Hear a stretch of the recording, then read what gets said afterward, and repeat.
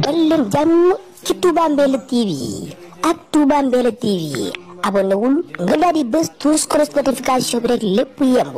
vidéo bu dugal rek nga daal di koy mën a am en temps réel ak Touba Mbella TV dara dootu la ëmp.